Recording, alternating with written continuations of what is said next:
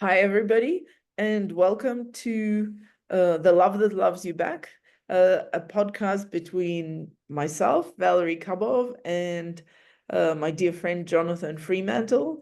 Uh, I'm an artistic miscreant, otherwise known as a self-described third-generation art professional, who's currently raising a fourth-generation art professional, uh, born in the depths of the Pale of Settlement in the former Soviet Union and Mm. partly raised in Australia, uh, lived and worked in London and Paris, and 15 years ago, uh, by a quirk of fate, relocated to Zimbabwe, where I'm the co-founder of First Floor Gallery Harare, trying to figure out life, education, art, and predominantly love of art as Mm. life goes on. And without further ado, over to Jonathan. Thanks, Valerie. Yeah, Jonathan Fremantle. I grew up in Cape Town and studied in London. I did a long apprenticeship in fine art in the old sense, and have been more making art in one way or another ever since then. Um, I live in Edinburgh now, but I also lived for a while in Johannesburg where I had Hazard Gallery. And that was the context that I met Valerie about 10, 12 years ago, and just loved the conversation we had immediately about painting and how painting is everything. And that conversation's been a constant source of joy and sustenance over the years. So it does make sense that we share the conversation and look forward to where this goes. Yeah, no, I mean, and it usually goes anywhere and everywhere, but somehow we always come back to art, and Yeah, because it is the love that loves us back. Thank you very right. much for joining us, and we look forward to sharing the journey. Hi, everybody, and welcome to well, I mean, if we're timing these things, although I think podcasts are timeless, Yeah. but this final one for 2024. And I thought since it is, December and a time of reflection for many people, it would be a fun thing to do is to reflect on 2024, in one artwork that is a defining moment in art for each one of us. And so over to Jonathan, Yeah, like sure. without further ado.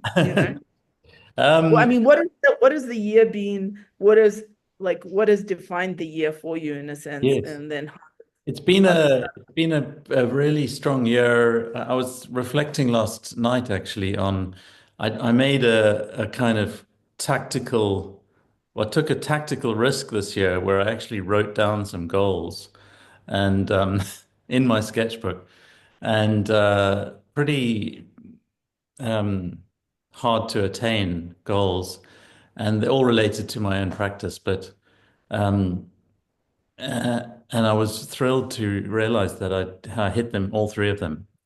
And one was to find my dream studio, which by some incredible grace that's happened. And then the other two are kind of career related. But the the extra bonuses of this year were some trips, seeing some spectacular art. It's been so rich. You know, if I go back into it's one of those years where you keep thinking there's all these amazing things that have happened, and you realize that they all happened within this year. You know, you think of various places I've been and exhibitions I've seen and works that I've been able to make and exhibitions I've done myself, etc. So it's been the very rich. Kairos, it's the Kairos Chronos thing, Yeah, where yeah, Chronos is always even, but the Kairos of 2024 has been yes, intense. It's very been new. intense. Very intense, It's and there's been a steady thread of where the kind of intensity hasn't slowed down for me, um, and I mean, on multiple layers. There's so many things that have happened this year, all moving towards a kind of a deeper sense of what I can do next year. I'm pretty thrilled that all of this happened in 2025 because it's given me this feeling of openness for the next year and having the possibility to use all of this kind of volume of experience in a way that's well, I don't know how it will pan out.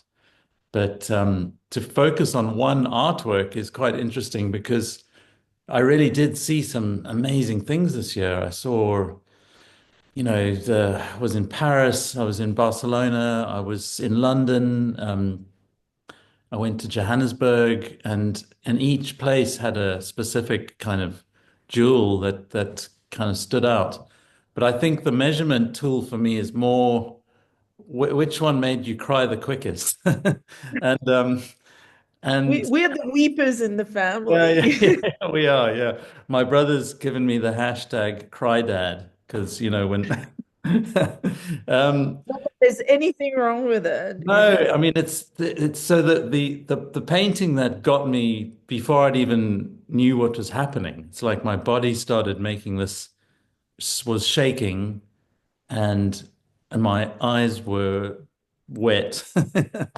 Was at the Pompidou. I was there with Anna for 3 days. She was on a job modeling, so I had this kind of this beautiful. I stayed with her in the hotel, and I just roamed Paris and revisited the Louvre. Saw some sites, particularly the Greek sculptures. That really got me there, Did, yeah. and some Byzantine stuff, and oh God, that was amazing. And but at the Pompidou, I went to see Brancusi's show, which was a pretty knockout. Um, and then I went to see the permanent collection, and I'm walking through, and I'm seeing, all of these paintings that I didn't know were all in this one place. You have those. Your brain is exploding like, holy shit! There's that painting. There's that painting. I turned the corner, and there's this Matisse painting that I knew growing up and from reproductions, and it's such an important painting for me. I actually don't think I knew how important it was until I was suddenly standing in front of it. But I turned the corner, and there it is, and I just almost fell over. It was like a classic, it's somebody grabbed this guy, he's fainting, and it's a very simple painting. I actually can't remember the title of it. It's in French. It's called Would- Haute Frontière à Couloir. Excuse Oh, my.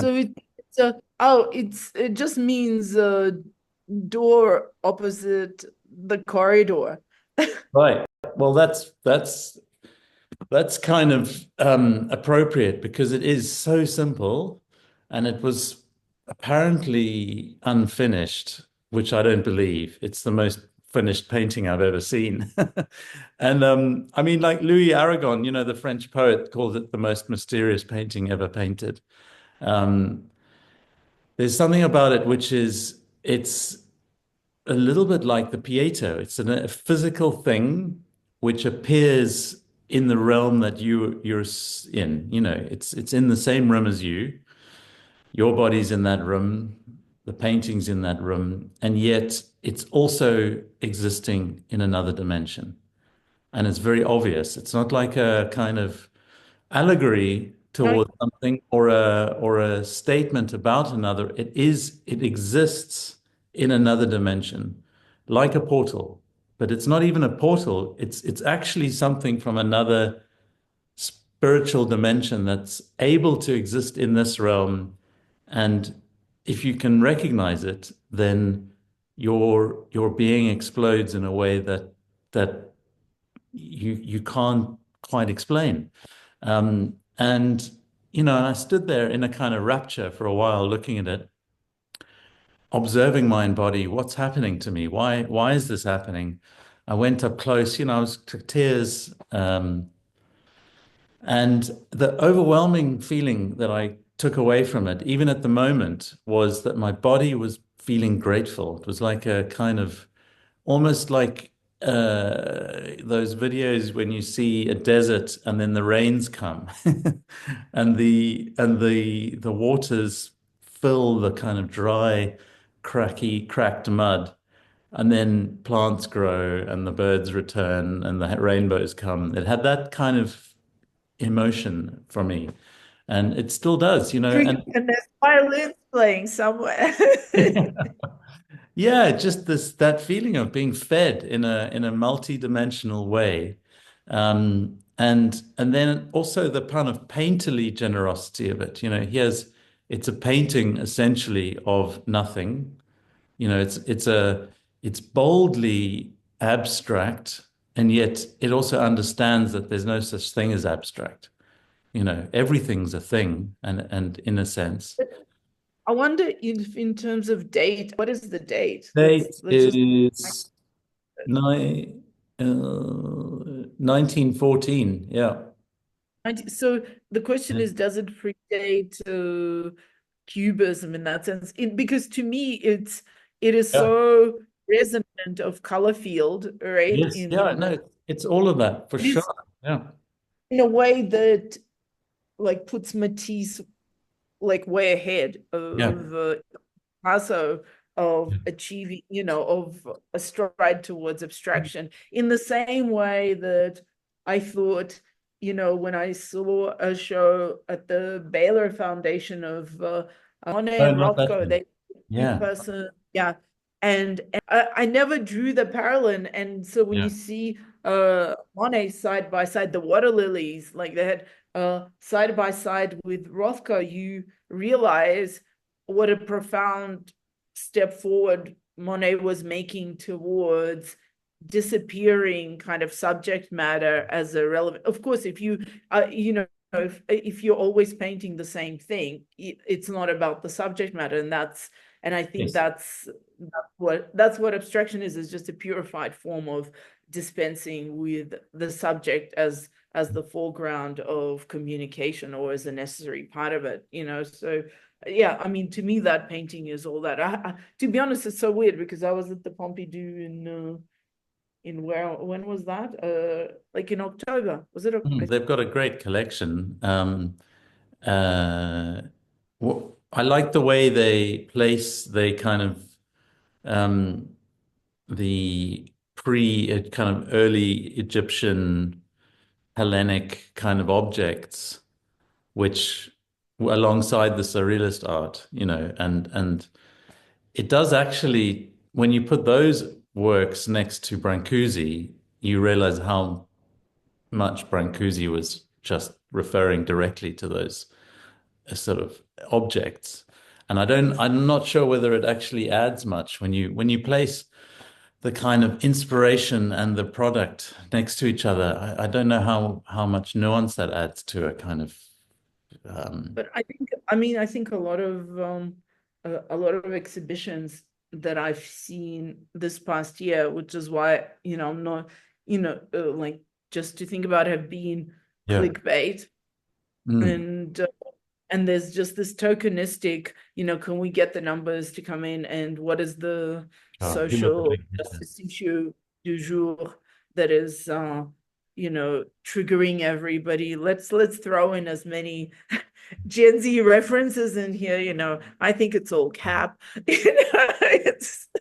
No, but it's also, there was so much tokenism in the surrealist show that Right.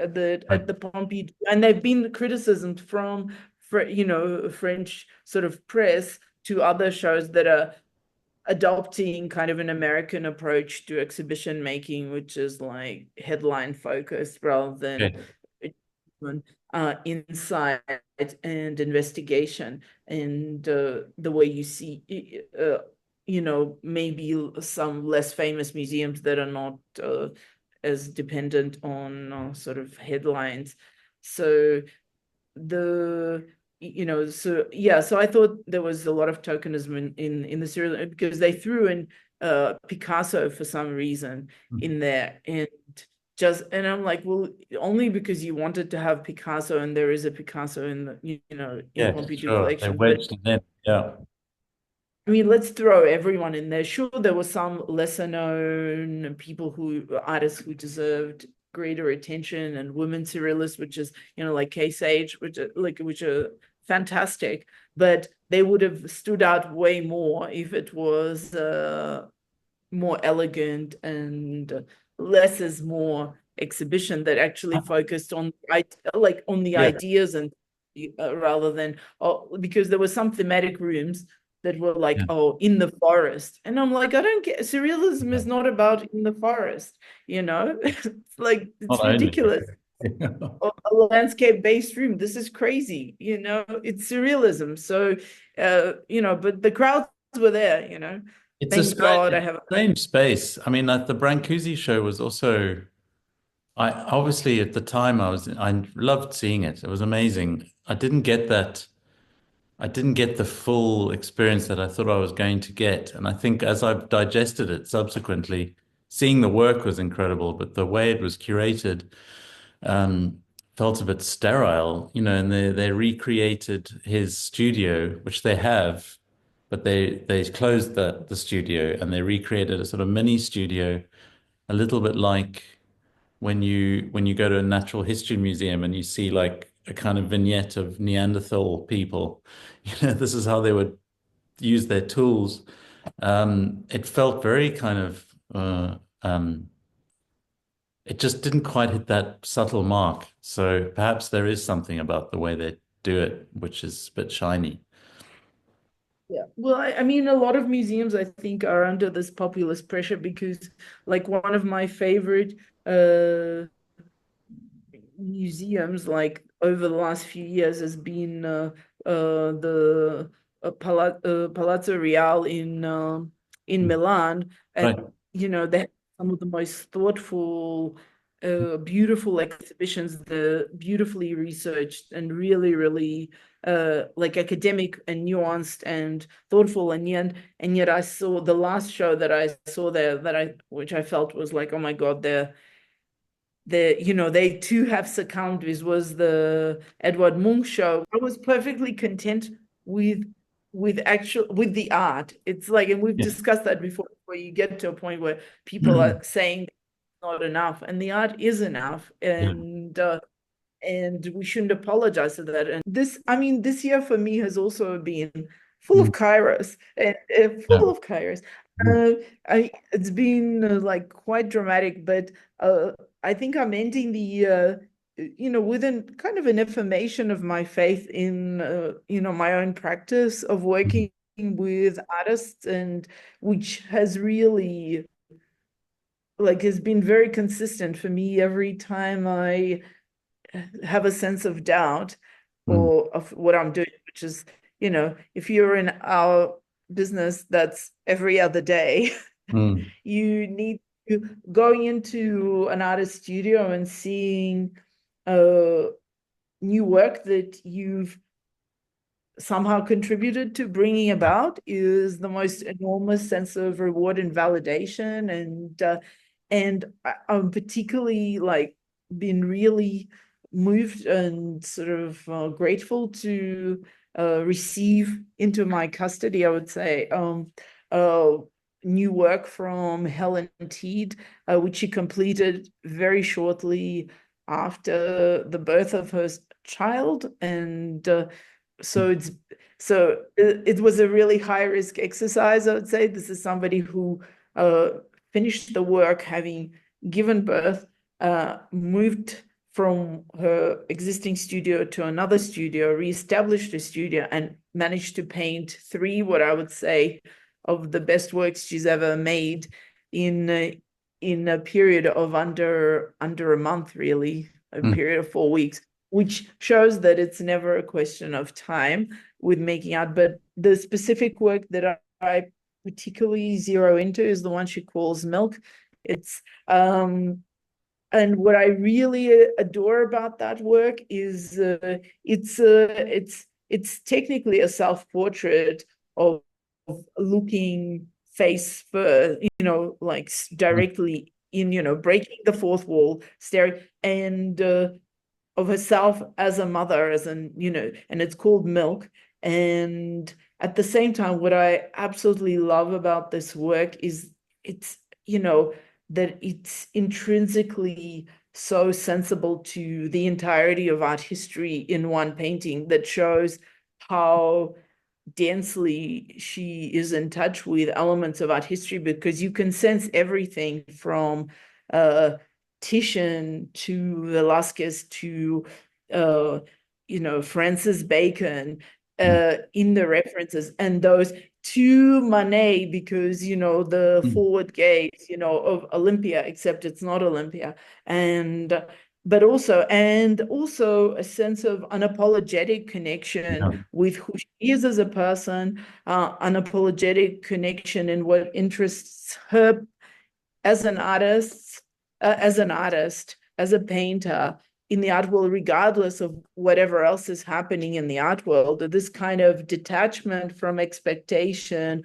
and I think this is kind of one of the gifts of having a child, right? Is that it destroys a hefty chunk of your ego, and which is the I think this is the gift of having a child. That is, the blessing is not the child. The blessing is that it helps you stop being so self-obsessed, or Mhm. caring about yourself. And when you stop caring about yourself, by default you're also not caring so much about what other people think about you. Yeah. If your baby needs a nappy change in public, that is what's happening. There Mm. is no level of humiliation attached to Mm. that, even if there would have been, just a month earlier. And that is extraordinary. So, and this painting to me is just also in terms of the ability to, she synthesizes a really intense way of working directly with like pure pigment, as well as brushwork. There's this kind of uh sensitivity to mark making, like in the face, but also a letting go. A lot of artists who are younger, they have an attachment to finishing things or Mm. making things, but this is perfectly finished without being finished. Yeah. It's finished conceptually, it's finished integrally. There's nothing you can add or take away. And it's a painting, but it's also a collection of pigment. There's sort of this atomic Mm. sensitivity, about the element that is completely there, that you just Mm. feel at without. It's not totally tangible, and Yeah. I think it's an extraordinary work, and I feel blessed that Mm. it's come into my life, at Mm. the end of the year. I Yeah. was just like, well, and I'm also not going to apologize for it being my favorite work of the year. It's like, Oh, and there've it's a been some great really good painting. works. It's phenomenal. Yeah, It has that, yeah, I just, exactly what you describe. It has that quality of a thing that is not something else. It is what it yeah, is without any, yeah, even though it does have this awareness of where it sits, and what it's about and what it means. It is completely itself. Well, oh, it's phenomenal. Yeah. yeah.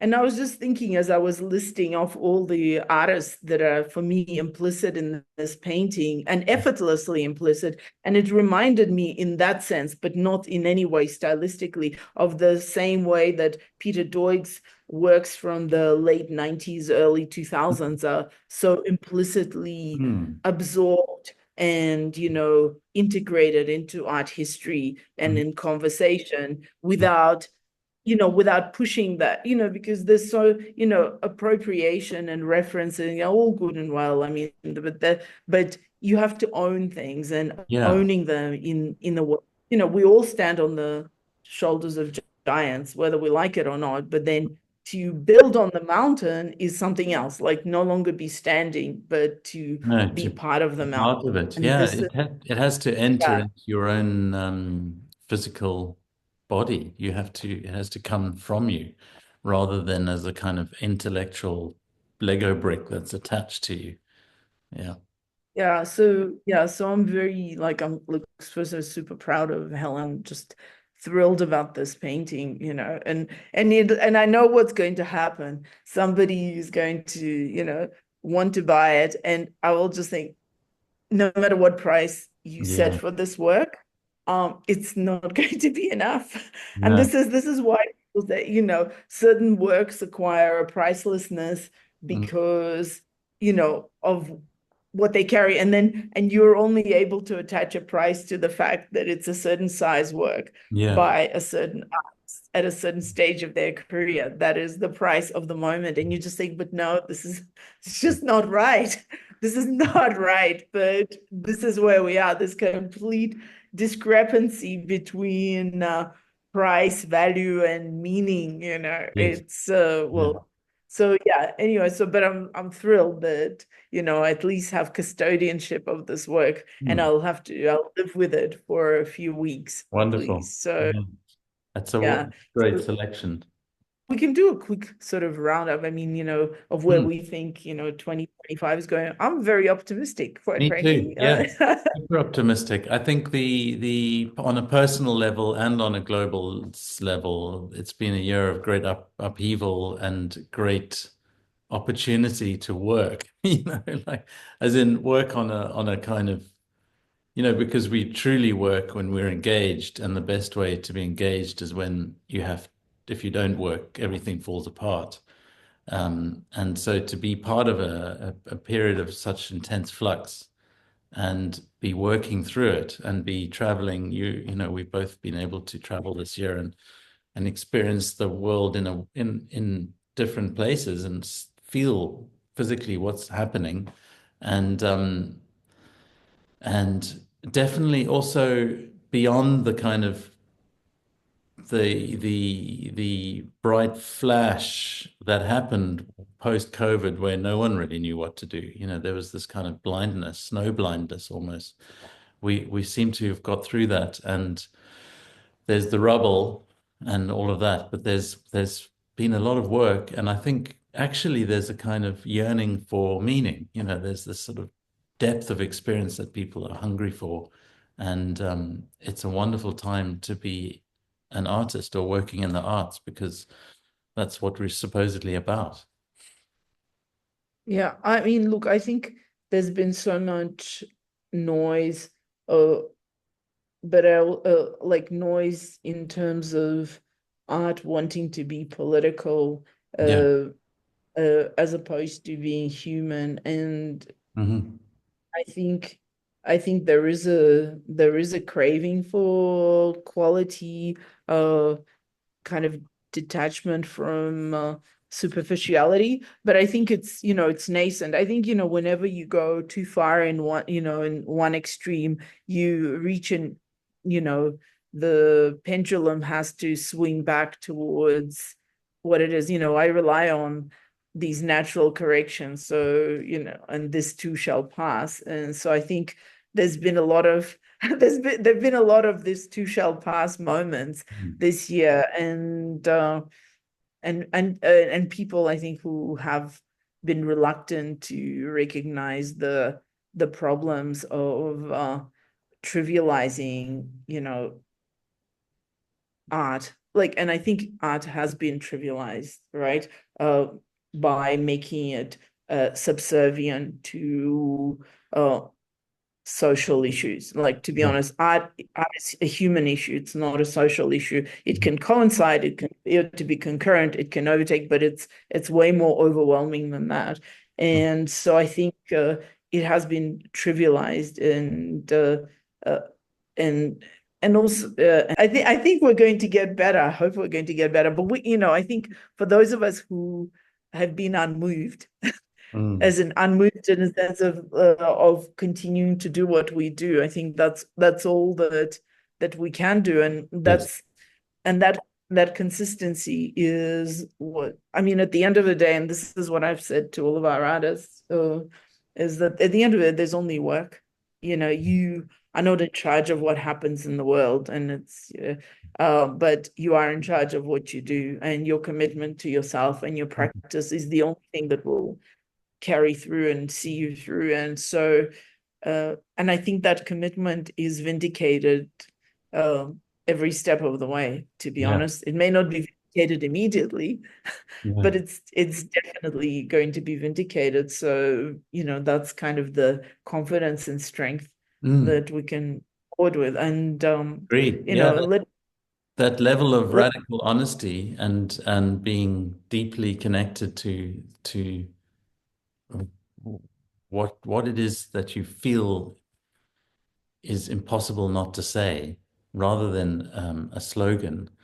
That level of radical honesty and empathy with your own sort of struggle, if you like, is where art can be the most profoundly helpful. That's I always return to. I've been watching this series with Leonardo and Michelangelo, and it's a bit on the BBC. It's a bit kind of, well, it's everything you think it might be, but there is. Documentary, or is it It's a kind of dramatization? dramatization, yeah.